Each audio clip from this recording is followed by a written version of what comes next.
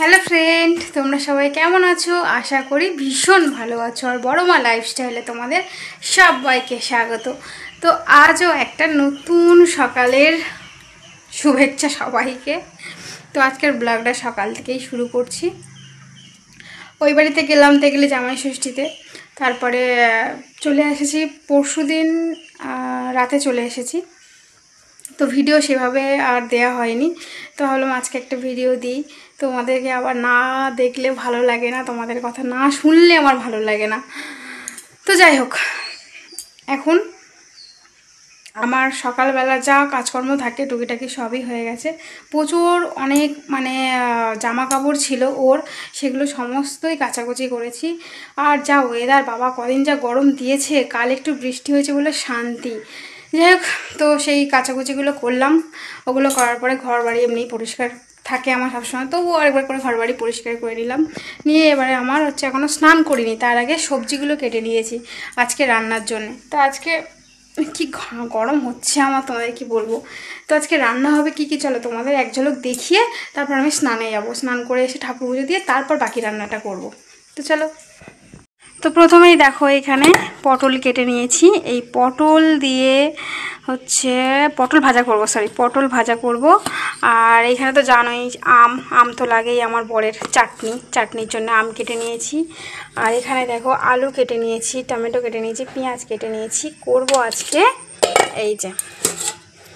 আজকে চিকেন। তো যাই হোক, চিকেন রান্না করব আজকে।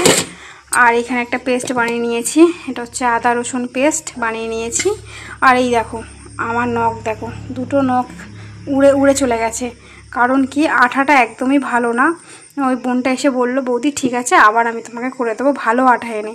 তো এই দুটো নখ উঠে গেছে। আর উঠে গেছে না, ভালো হয়েছে, আমি এমনিতেই নখ রাখতে পারি না, খুব সমস্যা হচ্ছিলো। আর অনেকক্ষণ আজকে কাচাকুচি করেছি বলে হাতের এইগুলো দেখো পুরো কুচটে গেছে। হয় না জলে অনেকক্ষণ হাত দিয়ে থাকলে।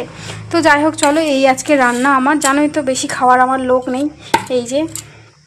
এই রান্নাগুলো করব। আর তার আগে ফটাফট করে স্নান টানগুলো করে নিই, তারপর বাকি এসে রান্নাগুলো করব। বাকি রান্নাগুলো আর কি করব। তো ঠাকুর পুজো দিয়ে আমার একদম কমপ্লিট। এবার চলে এসেছি রান্নার দিকে। তো চলো রান্নাগুলো করে নেওয়া যাক, অনেকটাই বেলা হয়ে গেছে।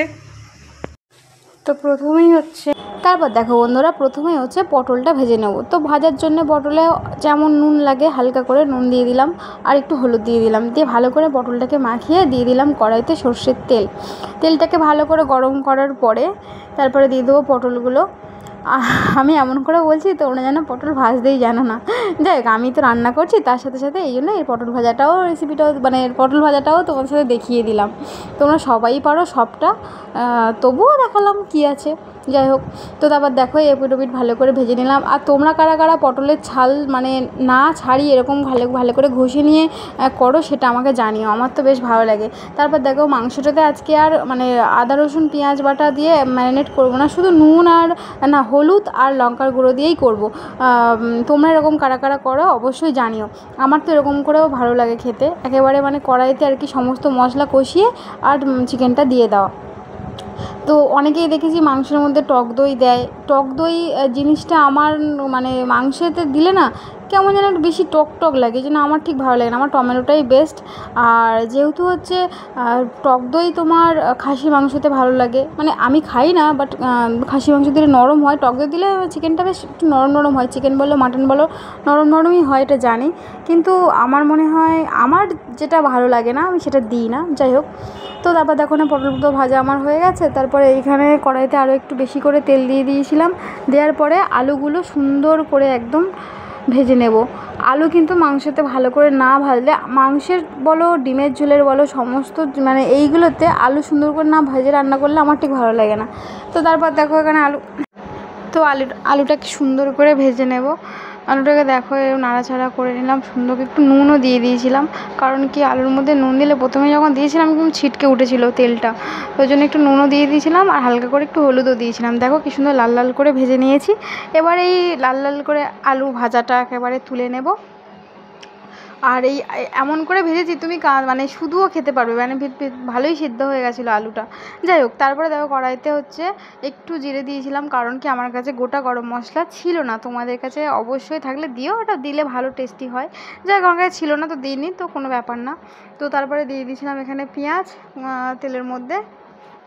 পেঁয়াজটা দিয়ে ভালো করে পেঁয়াজটাকে একদম লাল লাল করে ভেজে নেব। লাল লাল করে ভেজে নেওয়ার পরে এর মধ্যে দিয়ে দেবো হচ্ছে তোমার আদা রসুন যে পেস্টটা করে রেখেছিলাম সেই পেস্টটা। তার আগে সুন্দর করে পেঁয়াজটা আর কি লাল লাল করে দেখো ভালো করে ভেজে নিয়েছি। তারপরে এই যে আদা রসুন পেস্টটা দিয়ে দিলাম। আদা রসুন পেঁয়াজ পেস্টটা দিয়ে সুন্দর করে আবারও মশলাটাকে ভালো করে কষতে হবে, যতক্ষণ না মানে কষতে কষতে যতক্ষণ না আর কি তেলটা বেরোবে গায়ে থেকে আর কাঁচা মশলার গন্ধটা যাবে ততক্ষণ পর্যন্ত কষাবো। আর এক্সট্রা করে এর মধ্যে নুন হলুদ জিরের গুঁড়ো কিছুই দেবো না, কারণ কি মাংসের মধ্যে তো আমি হলুদ আর লঙ্কার গুঁড়ো দুটোই দিয়ে দিয়েছিলাম। তো এর মধ্যে শুধু একটু নুন দিলাম, কারণ কি নুনটা দিলাম এই কারণে টমেটোটা ভালো সেদ্ধ হবে, টমেটোর উপরে একটু নুন দিলে ভালোই সেদ্ধ হয়। তো তারপর দেখো আমার একদম তেল ছেড়ে দিয়েছে। এবার এর মধ্যে দিয়ে দেবো হচ্ছে ওই যে ম্যারিনেশন করা চিকেনটা। হ্যাঁ, চিকেনের মধ্যে কিন্তু আমি হালকা তেলও দিয়েছিলাম, তেল দিয়েই মাখিয়েছিলাম, ওই জন্য দেখো তেলটা একটু কমই দিয়েছি, কম না ঠিক যতটা লাগে ততটাই দিয়েছি। তো তারপরে এখানে ম্যারিনেশন করা চিকেনটা দিয়ে দিলাম, দিয়ে ভালো করে চিকেনটা মশলার সাথে কষিয়ে নেব, খুব সুন্দর করে কষিয়ে নেব। নেওয়ার পরে আমি কিন্তু ম্যারিনেশন করার সময় নুন দিইনি, এই মাংসের উপরেই নুনটা দিয়ে দিয়েছি দেখো, কারণ কি এই মাংসের উপরে দিলে জলটা ওঠে আর সেই জলেতে ভালোভাবে মাংসটা আর কি সেদ্ধ হয়ে যায়। তো তারপরে দেখো এরকম করে এবার ঢাকা দেবো, ঢাকা দিয়ে একদম লো ফ্লেমে আর কি ভালো করে কষতে থাকবো। তারপরে ঢাকা খুলে আবারও আলুটা দিয়ে দিলাম। আলুটা দেওয়ার পরে আবারও একটু নাড়াচাড়া করে সুন্দর করে আবারও ঢাকা দেবো। তোমরা কারা কারা এইভাবে চিকেন করো অবশ্যই জানিও। চিকেন অনেক রকমভাবেই করা যায়, এটাও একটা পদ্ধতি, এটাতে বেশ খারাপ লাগে না, বেশ খুব সুন্দর লাগে খেতে, আমার তো খুব ভালো লাগে, তোমাদের কার কার ভালো লাগে অবশ্যই জানিও। তো তারপরে দেখো এই দেখো কতটাই তেল ছেড়ে দিয়েছে, একদম মশলা মানে একদম মাংসটা সুন্দরভাবে কষানো হয়ে গেছে, তেলও ছেড়ে দিয়েছে। এইবারে দিয়ে দেবো এর মধ্যে পরিমাণ মতো জল। আমি কিন্তু আজকে মানে বেশি ঝোল ঝোল করবো না, একটু কষা কষাই করবো, কারণ কি আমার বর বলেই দিয়েছিল যে ঝোল করবে না, তো কষা কষা করবে মাংসটা। আজকে ঝোল খাবো না, কারণ আমার নাকি আজকে ঝোল খেতে ইচ্ছা করছে না। যাই হোক, তো এরকম করে কষিয়ে নিয়ে তারপরের মধ্যে দেখো পরিমাণ মতো জল দিয়ে দিলাম। তা জল দেওয়ার পরে আমার মনে হলো যেন আরও একটু জল লাগবে, তো আরও একটু জল ওর মধ্যে অ্যাড করে দিলাম, কারণ মাংসটা তো আবার একটু সেদ্ধ হওয়ার, এমনিতে অনেকটাই সেদ্ধ হয়ে গেছে, আর অল্প মানে সেদ্ধ করলেই হয়ে যাবে আর কি। তো এই যে দেখো তারপরে আমার চিকেনটা একদম রেডি, আমি এরকম কষা কষাই রেখেছি, হালকা ঝোল ঝোল রেখেছিলাম। তো তারপরে এর মধ্যে দিয়ে দেবো হচ্ছে গরম মশলা। আর গরম মশলা এই যে দিয়ে দিচ্ছি দেখো, গরম মশলাটা দেওয়ার পরে আমার কিন্তু রান্নাটা একদম রেডি। আর দেখতে যেমন হয়েছে খেতেও কিন্তু খুব ভালো হয়েছে। এবার খাওয়ার সময় না ভিডিও তোমাদেরকে আর দেখাতে পারিনি, কারণ কারেন্ট চলে গেছিলো, বৃষ্টি হচ্ছিলো সেই সময়, ওই জন্য ভিডিওটা দেখাতে পারিনি। তারপরে হচ্ছে আর মাংসটা একদম রেডি। তারপরে দেখো আমার বরের জন্য চাটনি বসিয়ে দিয়েছি, কড়াইতে 5 ফোড়ন দিয়েছি, দিয়ে হচ্ছে আমটা দিয়ে তেলের উপরে আমটা দিয়ে একটু নুন হলুদ দিয়ে ভালো করে মাখিয়ে এর মধ্যে জল দিয়ে দিলাম। আর আজকের চাটনিটা একটু ঝোল ঝোল করবো, কারণ এই ঝোল ঝোল চাটনিটা খেতে কিন্তু বেশ লাগে, বাটিতে ঢেলে এরকম চুমুর মেরে মেরে খেতে কিন্তু ভীষণ ভালো লাগে। তোমাদের কার কার ভালো লাগে জানিও, আমার তো ভালো লাগে। আগে আমি চাটনি খেতাম না, এদের পাল্লায় পরে এখন করে আমার চাটনিটাও প্রিয় হয়ে গেছে, আমি চাটনিটা খাই। তবে হ্যাঁ, আমার বরের মতো পুরো পেশা না যে আমার চাটনি চাই চাই চাই, এরকম কোনো ব্যাপার না, কিন্তু আমার মানে দিলে খাই এরকম একটা ব্যাপার। তো এই যে হলে হলো না হলো কোনো ব্যাপার না। তারপরে আমি দেখো চাটনির মধ্যে যখন আমটা সেদ্ধ হয়ে গেছে তারপরে বাতাসা দিয়ে দিয়েছি। আর এই বাতাসাটা আমরা চাটনি বলো চা বলো বেশি বাতাসা ইউজ করি, চিনিটা খুব কমই দিই, কারণ কি চিনিটা এই বাড়িতে খায় না বেশি, এই বাতাসাটাই খায়। বাতাসা খাওয়া ভালো, খারাপ না। তো যাই হোক, তো তারপর দেখো ভালো করে সুন্দর করে চাটনিটা করে নিয়েছি, চাটনিটা দেখো ঝোল ঝোল করেছি। তো চাটনি করার পরে খাওয়া দাওয়ার পর্ব আমাদের একদম শেষ। এবারে দেখো তা আমাদের খাওয়া হয়ে গেছে, এখন শুয়ে শুয়ে বৃষ্টি দেখতাছে আমার বর। কি দেখতেছো?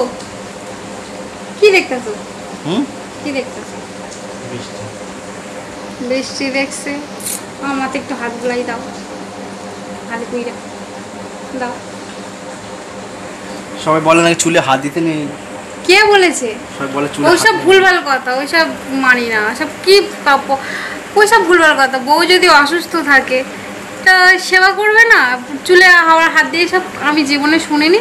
আমার মা ঠাকুমারা এইসব নিয়মের কথা কোনোদিনও বলেনি যে চুলে হাত দিলে বরের আয়ু কমে যাবে, এইসব শুনিনি। তবে হ্যাঁ, আমি জানি না, মাথায় হাত বুলিয়ে দিয়ে যখন শরীর খারাপ হয় তখন তো মাথায় এরকম করে হাত বুলিয়ে দেবো, সবাই দেয়, তাতে কি হয়েছে? ওটা কিচ্ছু না। বাকি তোমরা যা যা বলো সবই তো শুনো।